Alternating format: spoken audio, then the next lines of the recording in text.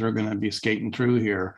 And this is where I just think, and the state's just not being honest with people of coming up with a plan of exactly how much is it going to cost? Is it 25 cents or is it going to be $2, to get? And if you're only going one exit, just to get to West Lynn, that's going to be a costly little drive over there.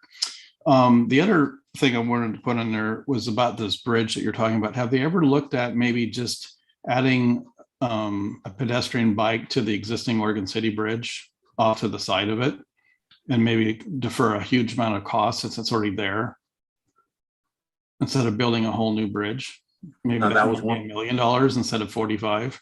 Yeah, that was one of the options, was to build a kind of a, maybe not an attached bridge, but a side-by-side bridge to the Oregon City West Lynn Bridge. Something they can, put some shelving arms off to the side and support a walkway on the side of it.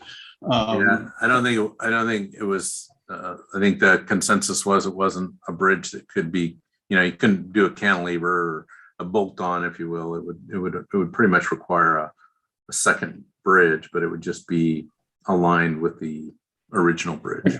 Another point about that bridge, that's on the National Historic List as a historic and important bridge, and it needs to stay in its original configuration as much as possible. So there's a limitation to what they can do with that bridge. And it might take an act of Congress literally to make a major change like what you're thinking about. What about a walkway underneath the bridge that hangs underneath? That changes and alters it. And it's also a navigational stream. So I'm not sure the height limitation there. Well, the Tillicum Bridge pretty much determine what the height of the rest of the river's at. Yeah, well, yeah. So there's no way to lift that, and if you can't fit under, and if they make the locks operational again, then that's another consideration for height. I don't think, Tim, that Tillicum Bridge is, it's got to do with channel width as well. So I know that they use the Oregon City West Lynn Bridge as kind of the baseline and looked at alternatives that would not decrease the river channel any more than the Oregon City West Lynn Bridge.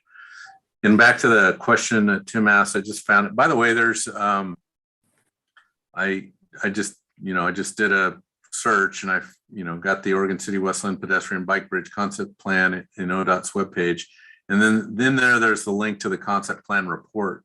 And it's a 34-page, nice document, but it's nice in electronic form as well. I think we had some hard copies made, but I just went to the estimated cost, and it says the projected construction cost range for a bridge in the upstream corridor is between 37 and 54 million. And the project cost for a bridge in the downstream corridor is between 33 million and 49 million. Numbers represent costs in 2021 dollars without considering any inflation that may occur between now and the time of the construction. So, it's not an inexpensive endeavor. But again, any river crossing like that, I think is going to be, it's one of the shorter bridges or locations for a Willamette River bridge crossing, I guess I would say. But not advocating for it or against it. I'm just trying to pass along information. And do we have any idea from the Grand Ron what they're going to do? What's their plan? Have they submitted any plans for development of the paper mill? They have concepts as well. So yes, they do. That's going to create a lot of, if there's a lot of that development, then that's going to make this bridge and a lot of other development kind of flow. Just like you're saying before, all these projects, you have them set up, maybe they're not funded yet, but if they're in the general plan in the future and all these things go, then you can kind of, make land space for them. I attended a meeting with the Grand Ron at the Oregon City Business Alliance just last week, a couple of weeks ago, and they have no idea what they're going to do. Their vision is to create a canoe landing on top the upriver part of the falls so that they could land their traditional canoes up on top. And then as far as plans that they've got in the future is that they're tearing down about 10 buildings so they could see the river from the downtown Oregon City side to looking upriver. That's all the plans that they had. They had some pictures of some buildings, but they had no idea of parking, buildings, retail, hotel, anything like that. They couldn't even say that. They did not even mention the $30 million sidewalk that Metro is going to put in onto their property. So any plans over there are really, really, really long term for as far as the tribes are concerned. No, adopted plan. It's adopted. Adopted plan. Yeah. All right, Tim, are you done? Yep. Jettermere's up next. So couple questions. This tolling, that's I mean that's ODOT that's moving through. I don't think anybody is going to make changes there, right? The legislature's directed ODOT to study it, and ODOT studied it. And the legislature is basically in control of whether or not tolling Okay. occurs or not. So, you know, there's definitely, I mean, legislature changes can change things. And it may be, you know, I think the problem isn't just funding, it's also trying to take some of the peak off of the peak hour trips by pricing it such that people don't want to use those times. So, you know. And they want economy to grow, really? And not everybody works from home. You know, you drive down that road, there is tons of interstate traffic going there, construction vehicles, landscapers, all that kind of stuff. That is not going to stop, you know, just because they want to throw a toll on there. I mean, then you're going to make it, they're going to start trying to figure out other ways to get around here. Sometimes I just wonder how government thinks around here. It's really mind boggling that nobody looks at the big picture. I mean, take a ride with me. I'll show you all the contractors and all the Washington plates that pass me on a 205 every morning to work when I go to Tigard. And I think there's probably 20 to 30% of the traffic on there in the peak hours is from Washington, or they have Washington plates on their cars. And if they really want to toll it, they should toll it right at the Columbia River. And then that's your entry into Oregon. You know?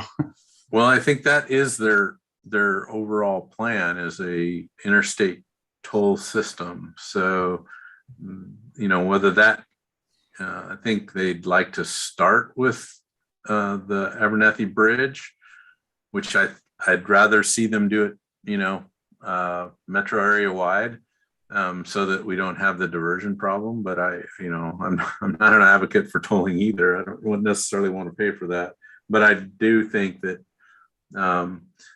you know, funding it, we got to figure out a way to fund it. But why does this project have to be a tolled project? And those questions are being asked. I just don't know that I don't think it's even ODOT. I think it's the legislature. So, you know, I think, you know, if people are passionate about that, they should be reaching out to their legislature. And I think our commission is, you know, feeling a little frustrated with it too. It's like West Lynn's, in that it doesn't feel like, you know, even elected leaders or their voices are being heard. So I don't know that we know exactly what to do with that. And that starts at the commission level. And at the city commission, I even think the county commissioners are not necessarily having the effect that they'd like with regard to tolling. Well, I guess nobody wants to pay taxes. Nobody wants to pay. I mean, so I don't know how we fund the infrastructure without somehow paying for it. So if the tolling is not part of it, then it needs to be registration fees, or it needs to be more I mean, somehow, I mean, all this stuff costs a lot of money. Like, you know, when we design projects, they're very expensive. A mile of highway is very expensive. So, I mean, I think they're just trying to figure out what's the best way to get there. John, do you know if they're still tracking to start construction sometimes middle of next year on the 205? Is that still on the books? Yeah, I don't have the exact schedule up, but yeah, they're bidding that project here soon, very soon. In fact, they actually did some tree removals. They're starting to do tree removals in Oregon City this week. So on the Oregon City side, we're by Sportcraft Landing. They've removed several trees just to stay out of the bird, not migration, but Nesting season? nesting season. Thank you. And so yeah, they're full steam ahead. I think their hope was to open bids in February or March of 2022 and hit the summer construction season, or maybe spring. So they're moving super fast. And with John, the did I see, with the construction project? John, did I see something as far as a slide in that first presentation that they were talking about the earliest point of tolling would be 2024? Is that realistic, that that's the earliest we might see it? And how realistic is that date? Do you know?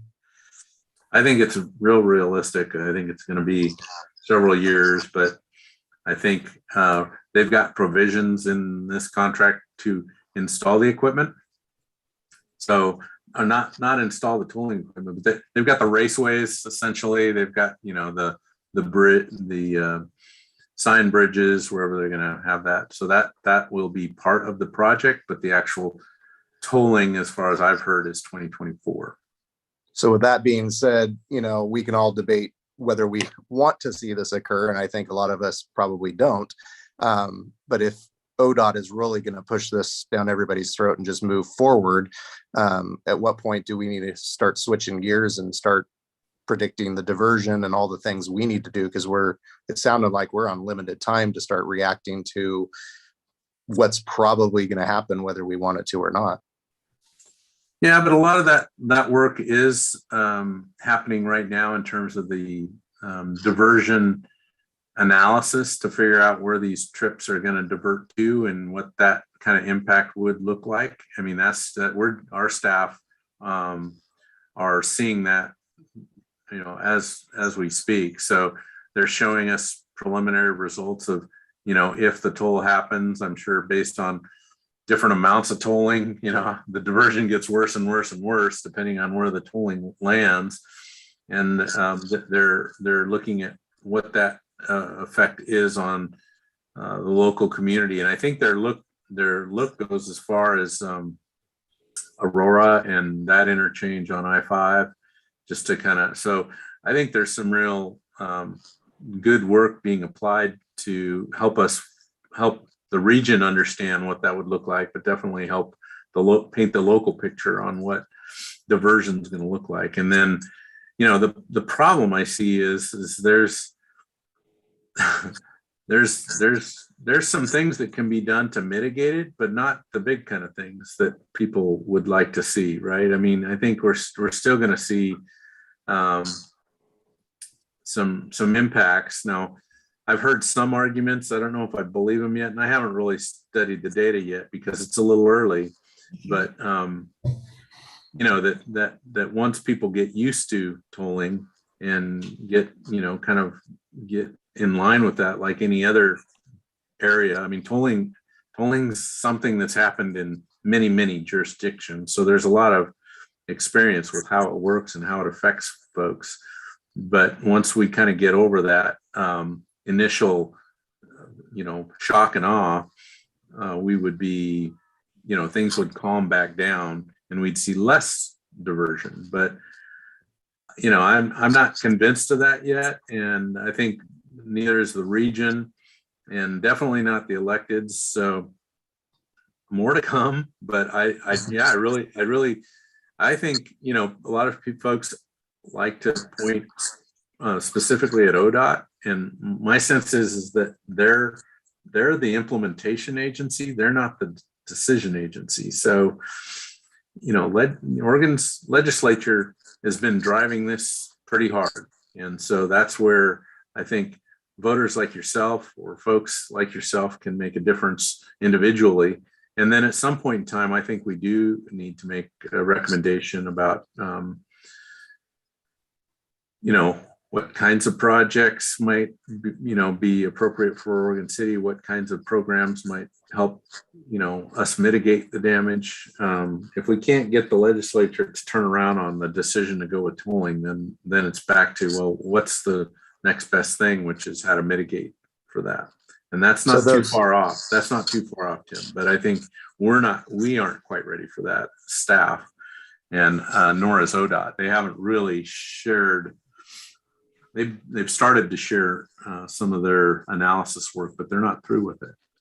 So our crews that are working on that stuff, the mitigation that they're looking at on a time frame of 2024, do we have enough time to even react for a start date like that? If it just comes rolling out? I think we will. Okay. I think we will. It's another, they've just got funding for the bridge, right? Or the first phase. Nobody's talking about where the funding for the projects that might mitigate it or is that, right? So I don't have an answer there, but I am confident there will be some answers. I'm still not, and I'm also not confident that we're going to be in love with those answers. But if the toll is some reasonable toll, would you really take 99 all the way through Canby? I mean, cost you more time and money to avoid 25 cents than pay 25 cents and make that whole, detour, or, take the route on 84 and I-5. I don't think that most people will just pay the toll and move on. Yeah, that's a good point, Jedemir, is they have, nobody's indicated what the toll rate. No, they won't talk about it. So my thinking is there may be a reason for that, and maybe it's just to get everybody to think worst case scenario, and then come to find out it's a pretty reasonable toll. If it's 50 cents or something, then people say, okay, I handle that. But if it's going to be $5 every day going across there, you're going to start really kicking into, people down on the lower end of the income scale. But they haven't shared those numbers. Oh, I know they haven't shared the numbers. If there are anything like the Golden Gate Bridge Commission, you'll be needing a loan to get across the bridge. I remember when the bridge used to cost 50 cents when I used to drive over it, my family. And I think the last time I went over there was $10. And they said it was only to be made until the bridge was paid for. Then it was, well, we have to paint it every year. And then we have to pay that, so it's just, you don't want it to be something it's being money diverted for other things. But anyway, get back to my question was, when we have traffic snarl mess ups at the Abernathy Bridge, do you guys have ability on the cameras to see where everybody's going to get around it? Not, Is this frequent? We've got some ability to look at the Washington 17th intersection. And that's one local location. ODOT obviously has their trip cameras that they can look at, but not all of our, we've got, I think, 213 in Beaver Creek. That's a camera that can be logged into. And now we've got one at Beaver Creek in Molalla, but not, we don't have cameras all over the place now. Yeah, because that's something we can do preemptively if we know the construction's coming on the bridge and that's going to cause traffic to divert, that we can pay attention to what Tim's saying is where everybody's going, so that when the diversion's happening, not because of construction, but because of tolling, we might have a better understanding of where that traffic's flowing to. That's the kind of mitigation project that I think we can do. Building more lanes through Oregon City, I don't necessarily think we can do. So yeah, those are going to be the kind of things that will come up. Okay. In a nutshell, though, the people who are coming to Oregon City from 205, no matter which way they're going, are split probably 50%. I don't know, probably about 40% are local Oregon City people. And the balance are from Molalla, Canby, and Carver, maybe. Anyway, spread out over the whole area, south and east of Oregon City in the rural section. And they work on the other side of the river, or the other side of the bridge.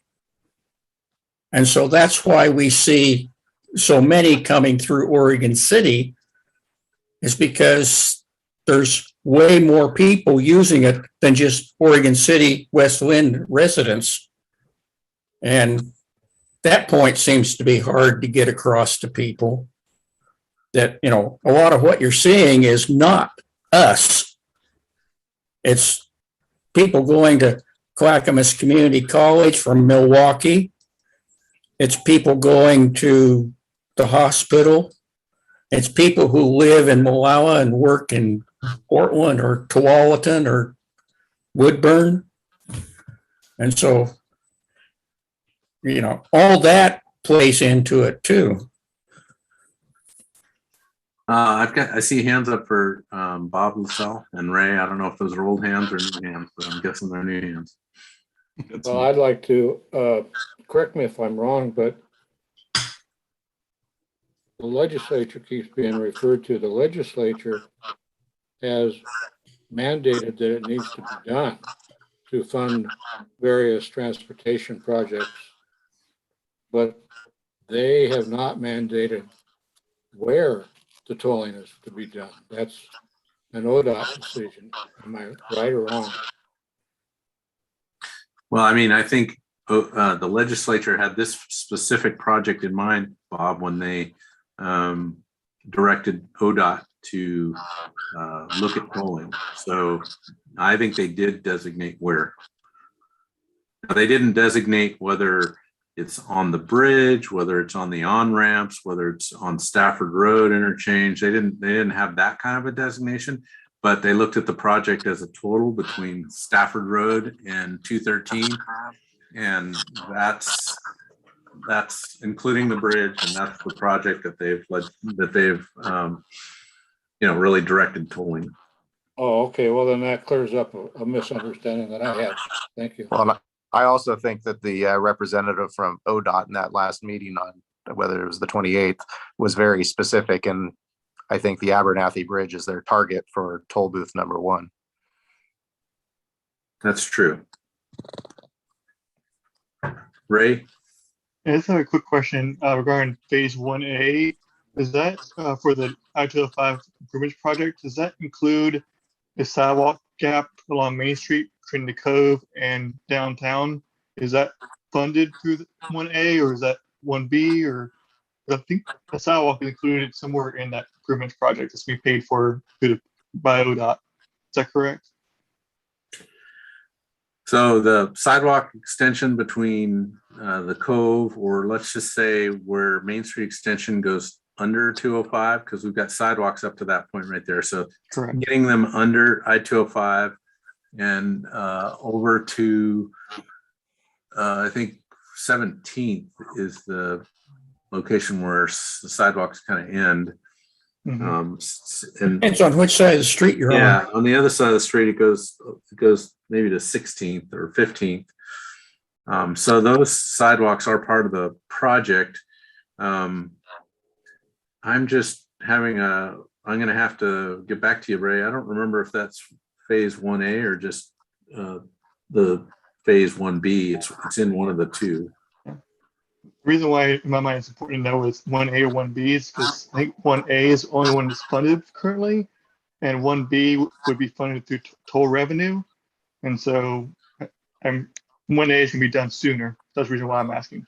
Yeah, and I'm pretty sure it is because we've been doing plan review for phase 1A, and we've talked about that. So Again, I'm not doing the plan review on that, but my recollect is it's in phase 1A.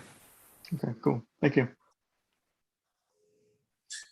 All right, did we beat that one up, or you want to keep talking about that one? I think we should move on if we want to end this meeting anytime tonight. Okay, thank you for that. So let's see, the other item on the agenda was the just 2021-22 school traffic impact update. And I just want to bring this on because we've seen a pretty big uptick in school traffic related to parent drop-offs. So what we're hearing from the school district is a concern by parents due to COVID concerns to putting children on school buses. And so rather than put them on school buses, they're driving the students to school and dropping them off that way. And that has been true for every school in Oregon City. And so I see it every morning on Holcomb, on South End. I've heard from others that Holcomb's that way. We know Gaffney Lane is definitely that way. We're seeing even at Gardner Middle School. So, it's because of that, we reached out to the school district and have been talking to them about, maybe staggering drop-off and pickup times, looking at more online kind of communication tools with parents. I think they're trying to react like they've been reacting to every other kind of COVID obstacle that kind of seems to be coming up. But I think we're going to see kind of continued parent drop-offs that are going to impact Oregon City's local street network. And I like to think that it's going to go back to normal, but I know that right now there's times during the day when there's a fair amount of traffic. It's generally safe from what I've seen and what I've heard from the school district.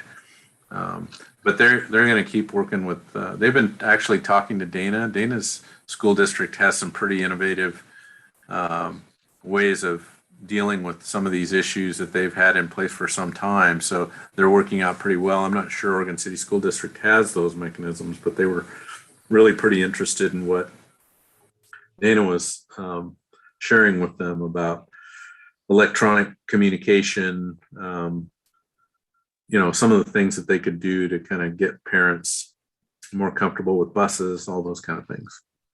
So no real action plan there, just wanted